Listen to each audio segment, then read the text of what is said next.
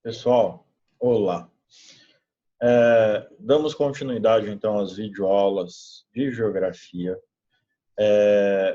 Eu estou fazendo atividade de correção da apostila nessa semana, tá bom? Vamos ver as questões da apostila e vamos ver também as questões propostas na última aula de geografia.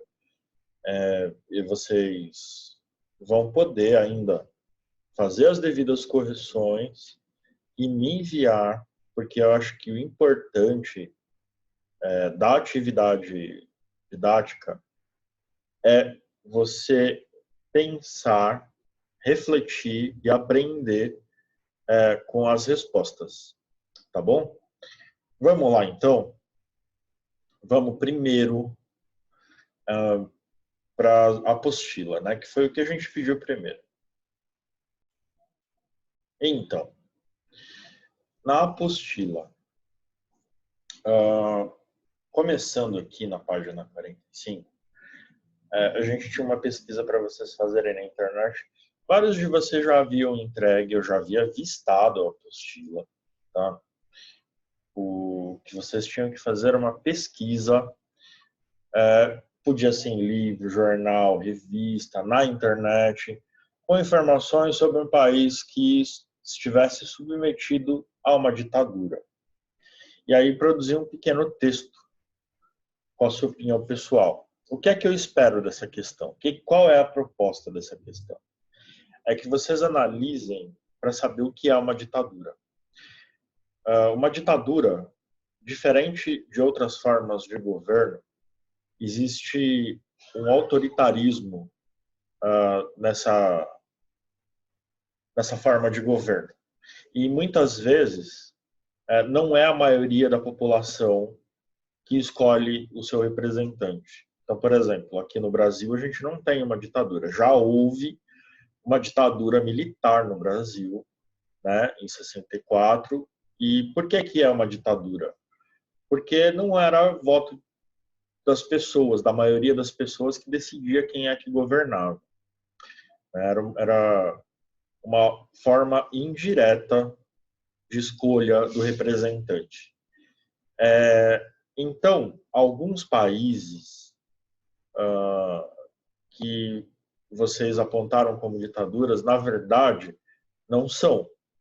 Não por esse lado, né? Tem lugares extremamente autoritários, né? Tem países extremamente autoritários, mas que não se configuram como ditadura exatamente porque foram eleitos pela maioria do povo, ou pelo menos, até onde se sabe, foram eleitos pela maioria do povo. Então, além da sua pesquisa, na própria apostila, se vocês verem aqui, há já alguns exemplos para vocês seguirem de guia, tá bom? Olha, regime ditatorial: Myanmar, China, Coreia do Norte, Cuba, Líbia, Sudão, Arábia Saudita e há muitos outros mais. Além do autoritarismo extremo, então, por exemplo, o governo, como aqui no Brasil, os governos autoritários, os governos ditatoriais acabam censurando os meios de comunicação, que é jornal, revista, televisão. Não pode falar mal deles, né? Não pode falar coisas que desagradem a eles. Então, para quem ainda não fez, façam. Para quem já fez, se não colocou um desses países que eu citei, ou se colocou um país em que há democracia, em que há voto direto da maioria da população para escolher o representante, então faz mais uma pesquisinha. Pode, por exemplo, pesquisar esses países que eu citei, ou pode procurar outros países, que tem mais países com regimes ditatoriais, tá bom? Bom, aí aqui a gente tem uma cruzadinha, tá? Essa cruzadinha, para quem resolveu, a gente vai dar as respostas agora. Poder responsável 1 aqui, né? poder responsável pela elaboração das leis. É o legislativo, tá bom? No 2, poder responsável por atividades como a construção de uma escola pública. É o executivo, tá? Aqui no 3, poder responsável por punir quem não cumpre as leis.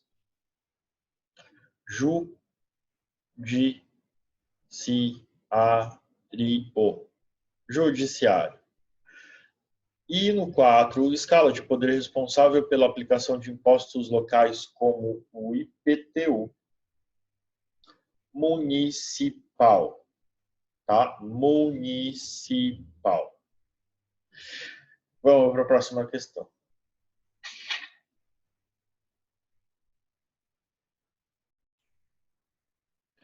Então, gente, essa resposta da 2 também é uma resposta pessoal. Como é uma coisa de percepção de vocês, então tem que ser algo que você tenha visto. Então, você percebe a presença dos poderes executivo, judiciário e legislativo no seu bairro? Se você percebe, mencione alguns exemplos. Nós sabemos que há a presença dos 3 poderes no seu bairro. O que eu quero que vocês identifiquem esses lugares, essas presenças. Então, por exemplo, escola, hospital, transporte público, são exemplos, tá? E aí, tentem identificar qual dos 3 poderes é representado, né? O que é o transporte público? A escola, o hospital, polícia, né? Entre outros. No 3, vocês têm que listar diferenças entre os poderes executivo, legislativo e judiciário. Então, como pode ser visto no texto lá atrás, tá vendo? Na página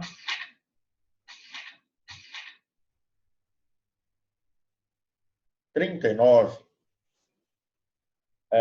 o poder executivo, ele tem poder, ele tem responsabilidade de administrar e executar, tá?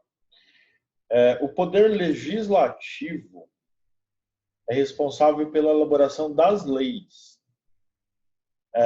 Não é só a lei antifumo que está sendo citada aqui, mas leis no geral estão sendo criadas pelo poder legislativo, de acordo com a necessidade da sociedade, e aí elas são cumpridas, e quem fiscaliza se ele está sendo aplicado da forma correta, né? Quem fiscaliza isso é o Poder Judiciário, né? Ele aplica as leis e fiscaliza os outros poderes, tá? Então, quem cria as leis é o Legislativo e o Judiciário aplica. Que leis? Bom, além da lei antifumo, teve a lei do lixo, você tem todo tipo de leis que tem em todos os âmbitos. Tem lei municipal, tem lei estadual e tem lei federal. Então, a lei municipal ela funciona para o município. A lei estadual funciona para o estado. E a lei federal funciona para o país inteiro. Tá? Então, as leis elas têm essa ordem, inclusive. Uma lei federal está acima de uma lei estadual ou municipal. Então, se tem uma lei que diz, por exemplo, que proíbe alguma coisa e ela é federal, não pode ter uma lei municipal ou estadual que diz o contrário. A lei federal sempre vai ser superior, de uma instância superior a lei estadual ou municipal, tá bom? E aí a lei estadual está acima da lei municipal, enfim. Vamos continuando. Na 4, escreva sobre as atribuições do Poder Executivo nas esferas federal, estadual e municipal.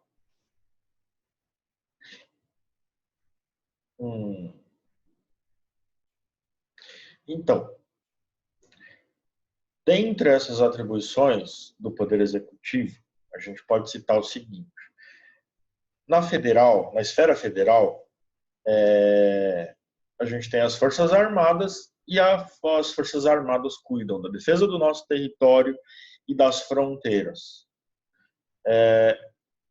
E aí a gente tem as políticas nacionais de saúde e de educação. Então, por exemplo, a gente tem o Ministério da Saúde e a gente tem o Ministério da Educação. E eles criam políticas nacionais. Por exemplo, a vacinação, né?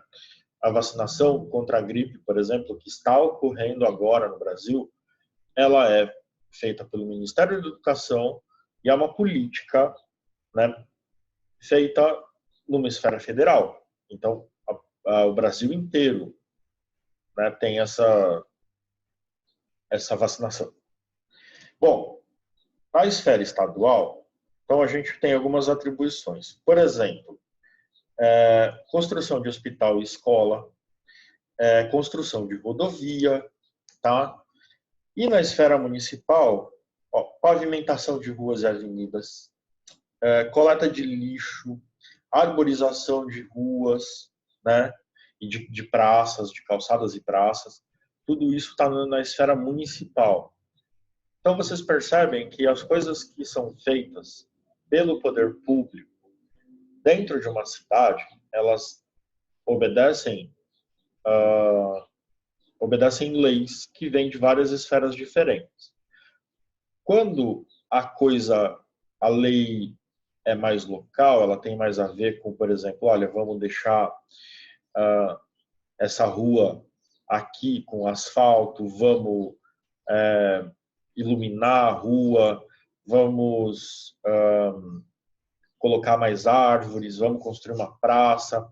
Geralmente, esse tipo de coisa, ele é feito pelo município, né? Não sei se vocês sabem, mas, por exemplo, dentro de uma cidade, podem existir subprefeitos que cuidam de regiões. Então, por exemplo, São Paulo, a cidade de São Paulo é dividida em Zona Norte, Zona Sul, Zona Leste e Zona Oeste. Cada uma delas tem um subprefeito, tá? Na verdade, há mais subprefeitos. A gente pode discutir e inclusive, dar uma pesquisada e dar uma conversada sobre esse assunto para entender melhor.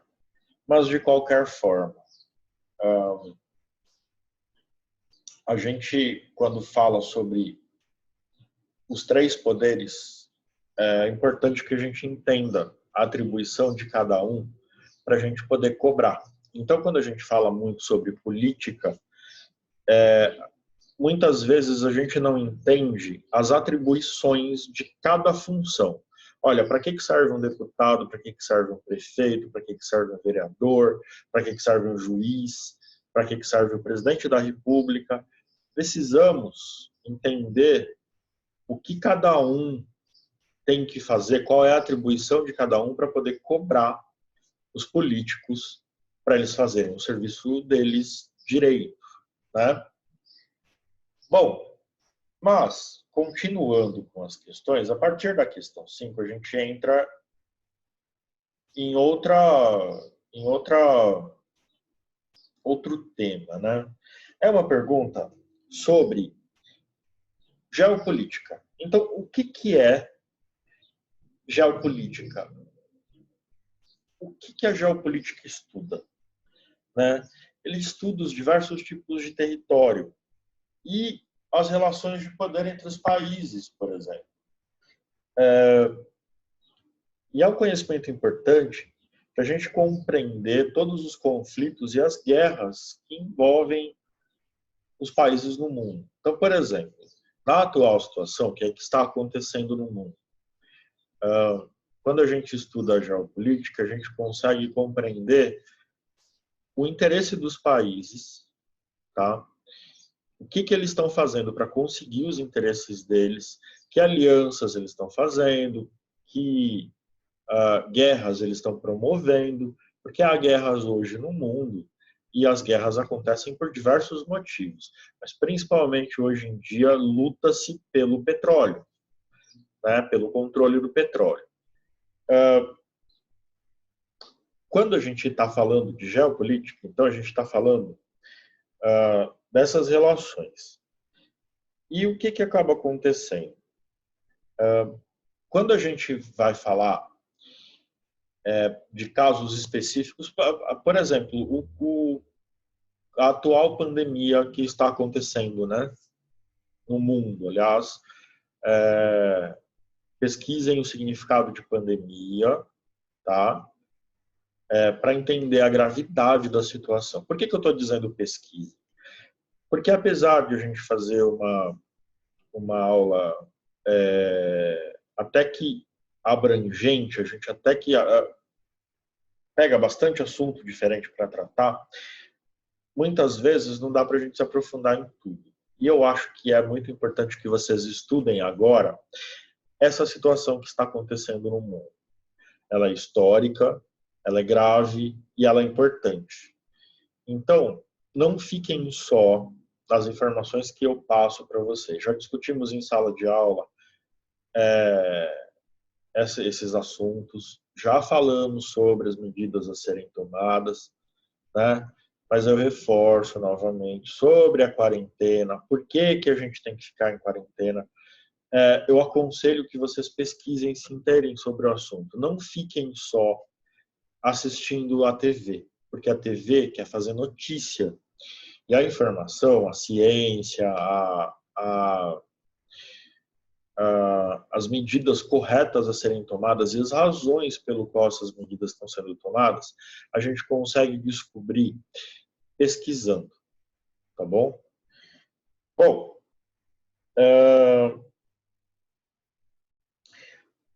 na pergunta 6, né, tem um texto sobre geopolítica na apostila, e a questão 6 está pedindo para comparar a política do Brasil, dos Estados Unidos e do Reino Unido. O importante é que você faça uma reflexão lendo o texto. Mas eu gostaria que nesse texto vocês comparassem a forma de, por exemplo, de fazer as eleições nos sistemas democráticos brasileiro, americano e britânico. Porque eles são democráticos, visto que é a população que vota, mas, por exemplo, o presidente dos Estados Unidos não é eleito diretamente. Os americanos elegem o que a gente entende como representantes que são como deputados aqui do Brasil, e eles é que votam para colocar o presidente lá, né? Nos Estados Unidos também tem o seguinte, só tem 2 partidos, o Partido Republicano e o Partido Democrata, 2 grandes partidos. Tem partidos menores também, mas eles sequer têm expressão na política americana. Basicamente, a gente tem eles divididos em republicanos e democratas, tá? A outra coisa de diferente que tem no britânico, por exemplo, é que no regime britânico você tem o parlamentarismo. Então, quem manda no país? Quem que cria, quem que tem o poder? Não é o presidente da República, é o primeiro-ministro, tá? Então, o parlamentarismo funciona bem diferente do presidencialismo brasileiro, do presidencialismo americano. Cabe uma pesquisa mais aprofundada para quem tiver interesse, tá? Como curiosidade aqui, o que eu posso dizer é que o antigo Império Britânico, vários países são independentes hoje, mas, por exemplo, o Canadá e alguns outros países fazem parte ainda da coroa britânica. E, apesar da rainha, né, ter perdido muitos poderes na Revolução, aliás, não na Revolução, quem perdeu poderes foram os reis franceses na Revolução Francesa. Mas, até para acontecer a Revolução Industrial, os reis ingleses eles foram perdendo naturalmente muito poder. Apesar da rainha ter perdido esses poderes, ela ainda tem, por exemplo, o poder de declarar estado marcial, né, nos reinos, nos países que ainda fazem parte da coroa britânica, entre eles o Canadá. Então, ela pode instituir lei marcial no Canadá, por exemplo. Bom, vamos lá. Na questão 7, a gente começa a falar sobre espaço geográfico. E aí, a pergunta é sobre paisagem.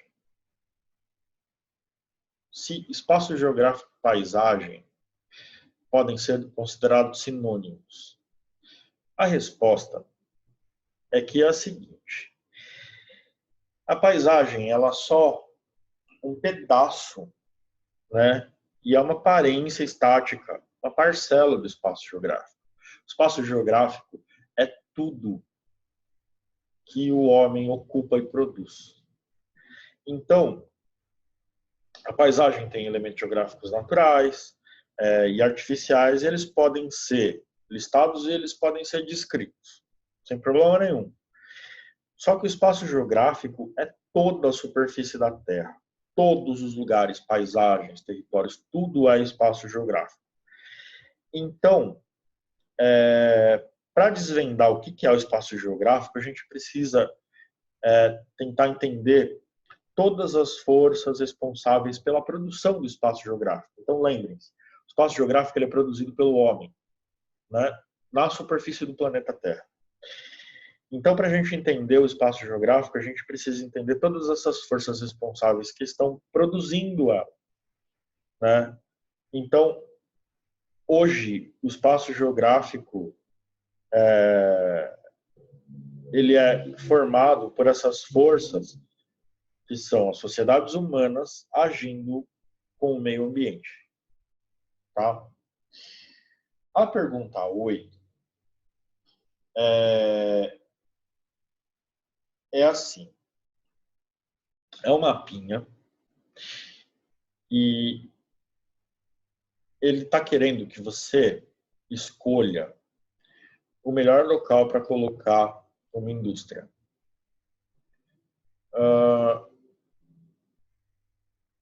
O que acontece? Aqui está falando da siderurgia, que é a produção de aço, e ela é fundamental para o funcionamento de diversos tipos de indústria. Por quê? Porque é com o aço que você vai fazer o maquinário para fazer as outras indústrias funcionarem. Então, por exemplo, uma indústria de papel precisa de uma prensa, precisa de outras máquinas, todas elas feitas de aço, com base, com pelo menos parte dela em aço. E aí, sem uma indústria siderúrgica, você não tem como produzir o aço para produzir esses outros tipos de indústria. Então, a indústria siderúrgica, ela transforma o minério de ferro em ferro puro e produz aço, né, que mistura ferro e manganês. O carvão mineral também é uma fonte de energia que movimenta a indústria siderúrgica. A gente precisa de carvão mineral. O que é importante levar em consideração, então? Matérias-primas não renováveis, localização das matérias-primas não renováveis, localização da fonte de energia, custo de transporte, proximidade da água, proximidade do principal mercado consumidor e acesso à mão de obra especializada. O que acontece aqui? Vamos dar um zoom aqui, ó. Em qual das cidades representadas no mapa ao lado você instalaria uma indústria siderúrgica? Justifique sua escolha. Gente, isso é uma resposta pessoal, tá? Que você tem que elaborar a resposta. Vamos lá. Não é que se você escolher qualquer uma das cidades de 1 a 6. Mas dar os seus motivos por que você escolheu a cidade está correto. A gente pode discutir se o seu raciocínio está bem feito ou não. O que é que a gente pode falar? Olha só, nesse mapa, o balãozinho amarelo é carvão. A estrelinha roxa, o que quer que seja isso aqui, triângulo de 3 pontas roxo, é petróleo. Eles são fontes de energia. Eles são usados em algum momento. Lembra que a indústria siderúrgica usa carvão? Ela vai usar petróleo para transporte, ela vai usar petróleo para diversas coisas, mas ela usa carvão para fazer a produção do minério de ferro em ferro e do minério de ferro e do minério de manganês em aço. Tá? As bolinhas pretas aqui numeradas são as cidades. A linha pontilhada aqui, ó, é uma rodovia. Esse símbolo aqui é de ferro. Esse símbolo aqui é manganês. Ó, carvão, petróleo, ferro e manganês. Aí de resto a gente tem uma ferrovia em vermelho, ou seja, passa trem, e o azulzinho é um rio. Então você tem que justificar onde você vai construir uma indústria siderúrgica, lembrando que o que é proximidade de mercado consumidor? É assim, se você está, vou dar um exemplo para vocês, na cidade 3, é ruim de você chegar na rodovia e na linha de trem. E isso leva a sua mercadoria para outros estados, para outros lugares. Vai chegar a sua mercadoria no mercado consumidor. Só que, por exemplo, ó, aqui está do lado do petróleo. Essa é a vantagem, está do lado da rodovia, pode fazer distribuição. Só que olha só, gente, percebe que o manganês e o ferro estão aqui, você precisa dos dois? Se você constrói aqui, o que é que você não tem perto? Petróleo, o carvão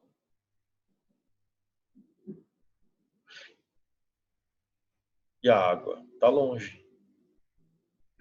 Então, quando você constrói num lugar, você tem prós e contras. É isso que é para ser pesado, tá? A questão 9, olha só. O espaço geográfico é produzido na relação entre a sociedade e a natureza. Parte dessa relação acontece por meio das atividades econômicas. Uma indústria de alimentos que produz sucos e iogurtes a partir da polpa de açaí necessita de recursos naturais. Então, a floresta amazônica com presença de açaí, comunidade extrativista, trabalhadores para a indústria, mercado consumidor, além de fonte de energia e transporte. Então, você tem que selecionar no mapa, aqui embaixo, a mesma coisa. Né? As áreas agora são representadas por letras. Então, você tem que selecionar a mais adequada para a instalação desse tipo de indústria. Tá? Que indústria? De alimentos que produz sucos e iogurtes a partir da polpa de açaí. Tá? Justifique a sua resposta e utilize termos como recurso natural renovável, relação entre sociedade e natureza, território, paisagem natural e paisagem urbana. Bom, gente, olha só. Vamos lá. Essa parte toda verdinha é floresta. Então, as partes azuis aqui são rio. Tá? Isso aqui, esse símbolozinho aqui, ó, comunidade extrativista. Aqui, ó, cidade. Essas linhas verdinhas são rodovia. Isso aqui é linha de transmissão de energia elétrica. Tá? E aqui é a área de agricultura. Então, é para você justificar aonde você fazer a mesma coisa, escolher um local, né, A, B, C, D ou E, e justificar. No caso aqui, a gente tem uma cidade, uma região, na verdade, uma área que é muito mais adequada do que as outras. Né? É a C, que está próxima da rodovia. Então, facilita o acesso ao recurso natural renovável, que é a reserva extrativista de Babaçu, tá? Ó, tem uma estradinha que liga a área C à comunidade extrativista, tá? Tem uma estradinha que liga a área urbana, que é a cidade. E a cidade vai dar o quê? Concentração de trabalhadores e mercado consumidor. Então, você vai ter a mão de obra adequada e você vai ter quem compre o seu produto. E aí também tem acesso a um porto, porque está no rio. Então, percebam que também passa energia elétrica. Esse ponto C, ele está diferente do ponto B e do ponto A, por exemplo, que o ponto A, ele está numa área de agricultura, ele tem uma estrada passando perto, mas não tem energia elétrica. O B está no meio do nada. O D está na cidade, mas aí ele está dentro da cidade, aí ele tem que, tá vendo? Andar mais até a comunidade extrativista. E o E está no meio do nada, só passa energia elétrica. Tá? 10. Elabore um desenho relacionando as seguintes dimensões de espaço: carteira, sala de aula, escola, bairro, cidade, município, estado, região, Brasil, América do Sul, Terra, Sistema Solar, Via Láctea e Universo. Olha só. Essa questão, ela é um pouquinho complicada, porque eles querem que vocês pensem um pouquinho. E de uma forma que a gente ainda não abordou direito. Pensar de maneira cartográfica é um pouquinho mais complexo. Então, eu acho que o que vocês devem fazer na página 57 é fazer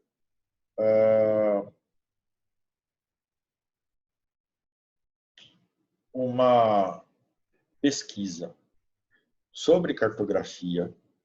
Eu vou dar aula de cartografia na próxima aula e a gente vai voltar depois e elaborar essa questão da página 57, tá?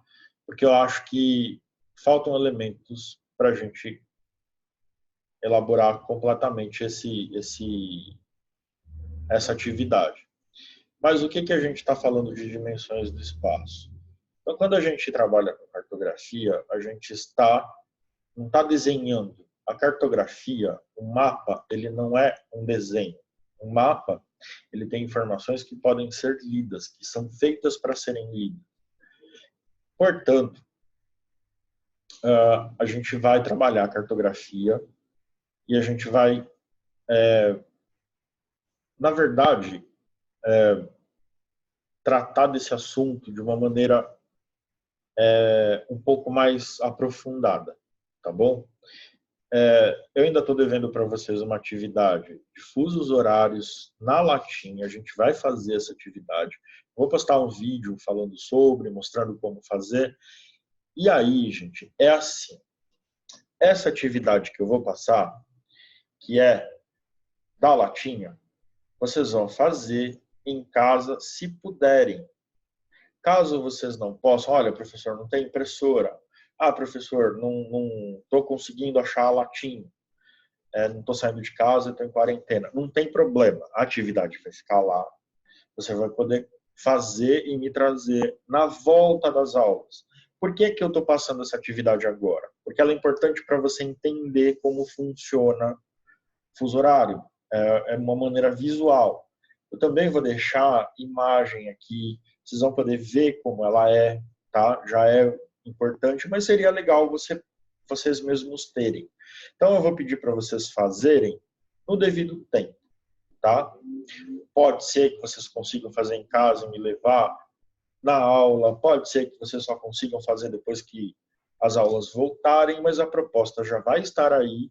Então, quando vocês voltarem, por favor, cuidem para fazer essa atividade. Ela só não precisa, ela não é imprescindível agora, ela não é extremamente necessária agora. Vai ajudar vocês a entenderem coordenadas geográficas, mas dá para a gente fazer só por vídeo, tá bom?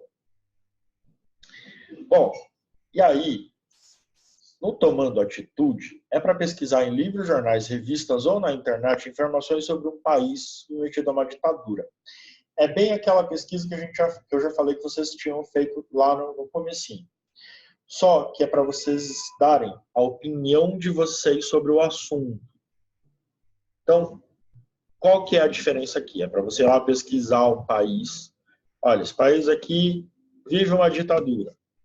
Aí você pesquisa sobre como funciona nesse país. E aí você vai dar a sua opinião sobre. E também vai falar um pouquinho sobre, se você quiser, como é que a gente poderia mudar a política nesses países que são ditatoriais. Tá ok? E da apostila é isso, tá? Vamos passar agora para as atividades da última aula. Então, gente, nessas atividades da última aula, que eram 4 questõezinhas, era para fazer no caderno, tá? Façam no caderno.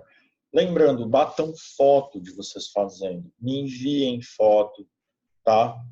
Com nome, escola, sala, tá? Sexto B ou sexto C.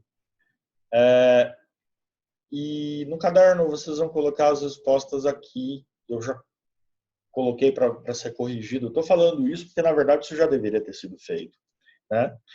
Lembrando, gente, que eu estou disponível para tirar dúvidas. Vocês podem mandar mensagem, tá? Nos contatos ali. Facebook é o Facebook da escola. WhatsApp, nós temos sala de WhatsApp para a maioria das salas. Eu convido vocês a montarem uma sala do sexto ano, caso não haja, para a gente ter esse contato. Meu e-mail é esse, que está aparecendo aí, tetsubr@gmail.com. E aí vamos lá para as questões. Tá. A primeira, são círculos imaginários traçados paralelamente à linha do Equador. Nós estamos falando dos paralelos. São as linhas horizontais, tá? Paralelos. Escreve em seu caderno de definição de coordenadas geográficas. Coordenadas geográficas são linhas imaginárias que cortam o planeta Terra nos sentidos horizontal e vertical, servindo para a localização de qualquer ponto na superfície terrestre. 3. O meridiano de Greenwich divide a Terra em 2 hemisférios. Quais são eles? Hemisfério ocidental ou hemisfério oeste e o hemisfério oriental ou leste. Tá bom? A linha do Equador divide a Terra em 2 hemisférios. Quais são eles? Hemisfério norte e hemisfério sul. Gente, façam as atividades. Agora tem a correção, tá? Façam a correção das atividades, batam foto, enviem para mim por e-mail, enviem para mim pelo WhatsApp, enviem para mim pelo Facebook, o que vocês acharem melhor. Façam as atividades porque a gente precisa que vocês entendam que, em primeiro lugar, nós estamos tendo aula ainda, as aulas não foram suspensas, o que a gente suspendeu foram as aulas presenciais. Então, vocês estão estudando, que vocês não podem ir para a escola. Então, tem várias pessoas que estão trabalhando em casa de home office, né? Não é que eles deixaram de trabalhar, eles estão trabalhando ainda, só que de casa. É o caso dos professores. E os alunos estão tendo aulas em casa. Então, eu sugiro para vocês que vocês se comportem em casa como se vocês estivessem mais ou menos na escola. Eu sei que não é exatamente igual, mas no horário, por exemplo, da aula de geografia, estuda geografia. No horário da matemática, estuda matemática. No horário de ciências, estuda ciências, e assim por diante, cobrindo todas as matérias. É óbvio que você vai ter muito menos trabalho porque você não precisa fazer o deslocamento, né? Não precisa ir para a escola e voltar da escola. Então vai ser menos estressante para vocês, mas vocês precisam entender que vocês não estão de férias, tá bom? Por que a gente está avisando isso? Porque a gente precisa que vocês façam as atividades para a gente não precisar repor essas aulas. Porque se a gente for repor, não tem horário, a gente vai ter que repor no final de semana, tá bom? Repor nas férias, então a gente ficaria sem férias. Então, para evitar que aconteça esse tipo de coisa com vocês, a gente precisa tanto ter a matéria para passar vocês de ano, então precisa ser matéria dada, eventualmente a gente vai ter avaliações, né? Porque precisa avaliar se vocês estão aprendendo ou não. Mas a gente está dando a matéria para que vocês consigam passar de ano, para a gente validar essa passagem de ano. Então, por favor, façam atividades e enviem para mim, tá bom? Então, até logo. Até a próxima aula. Não deixarei trabalho de casa para dar tempo que vocês façam o resto das atividades. Leiam bastante os textos da apostila, são muito importantes, tá bom? E fiquem em casa, porque o mês de abril será um mês muito, muito, muito complicado em relação à pandemia. São as semanas, né? O mês de abril é o pico das infecções, o mês de maio e junho vão ser, se a gente fez tudo certo, né? Se a gente está fazendo tudo certo, vão ser os meses em que a coisa vai começar a melhorar. Por enquanto, fiquem em casa, tá? E façam as lições. Um abraço para vocês e até a próxima aula.